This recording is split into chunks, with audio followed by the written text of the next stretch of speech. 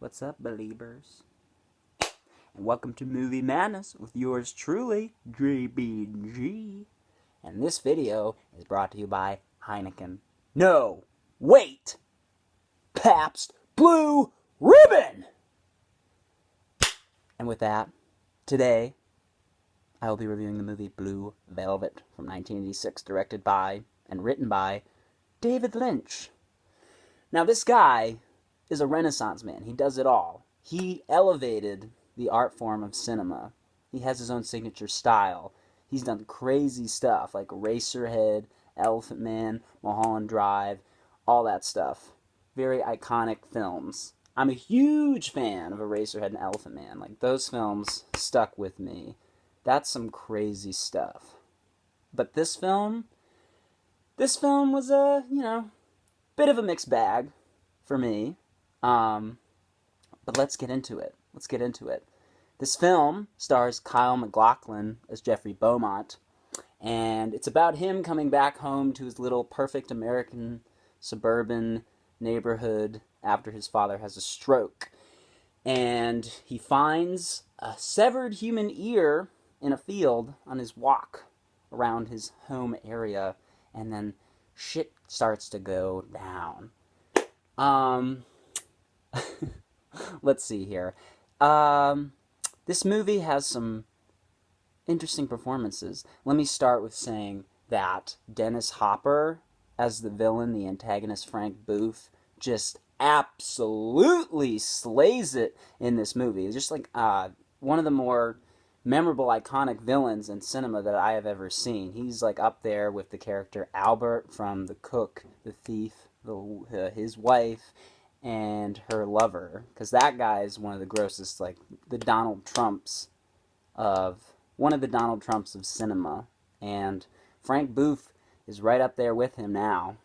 I mean, damn, that guy's scary, like ether addicted, sadistic, awful, twisted man. You will not forget Dennis Hopper's performance in this. That is the one thing you will walk away from saying, wow. Thank goodness for him being in this movie. And then we have Isabella Rossellini and Laura Dern. And both of their performances were not great. They were a bit on the soap opera melodramatic side. Kyle MacLachlan also was okay. He had his moments, but the three of them, not strong, not believable. I don't know if David Lynch was going for that with some of the characters, but that kind of took me out of the film a little bit. Kind of brought it down. Because the screenplay was a bit ridiculous at times. This whole, like, Robin dream and love and Laura Dern's cry face. She got better in her career. You got Jurassic Park and then Wild. She was great in those, but this... toward the start of her career, so I mean, it's fine, it happens, it's like whatever. And then Isabella Rossellini went on to do Green Porno on the Sundance Channel, and that was hilarious. Check that out, worth checking out. Kyle MacLachlan in Portlandia as well. Portland! Oh man, they're so funny. I don't know why they even tried drama, but they ended up in the right place in the end, so good for them. So let's see. Frank Booth, amazing. Isabella Rossellini's character, I wish she did it better, because, God, she's such a screwed up, masochistic sort of character. I, want to know how she got to be in that place. She needs, a gentle, tender lover, and I don't think she's never had that, and it's, very clear when she's saying, hit me, and, ugh. God, you feel so bad. I want to know how she got there and how Frank became who he was. I would love to see a prequel to this movie with both of their storylines until it meets up right before the events of Blue Velvet. That would be really sick. I would even love to see a remake of this with maybe Paul Thomas Anderson, one of my favorite directors, taking the reins and seeing what he would do with this. Because how it's thematically done and all the different motifs is like the Beatles, like the underbelly of what's hiding behind the American dream and all the scariness that's just swept under the rug and all that. I mean, you know, and there was the whole lighting theme, the lights on, lights off with the candles and the light bulbs and all that. I appreciated that. I think the lighting, aside from the lighting motif, the lighting itself was very well done. How things, the contrasts and the jarringness of the shifts from light into darkness, out of darkness, very well done, very well executed.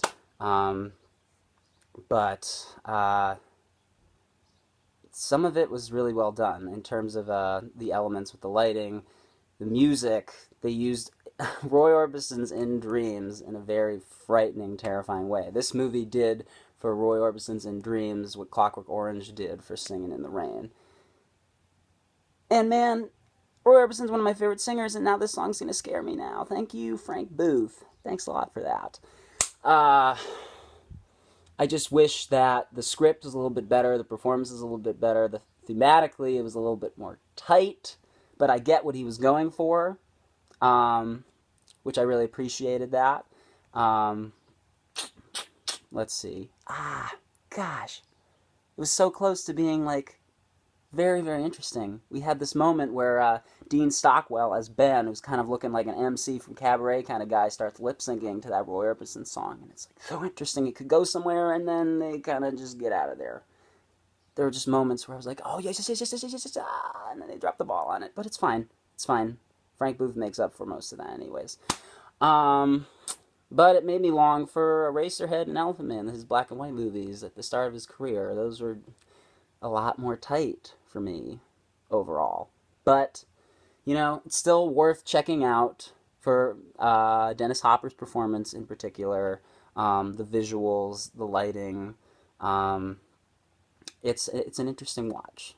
It's memorable in its own right, but I'd still love to see that prequel and that remake. I feel like it could be elevated into greatness one day. I'm hoping. But I'm going to give this movie a solid 76 out of 98 Red Velvet Cupcakes. And with that, thanks for watching. Make sure to like and subscribe. Go see Blue Velvet. Tell me what you think. Thank you for joining me. This has been Movie Madness with JBG. And I'm out. Woo! Skadoosh!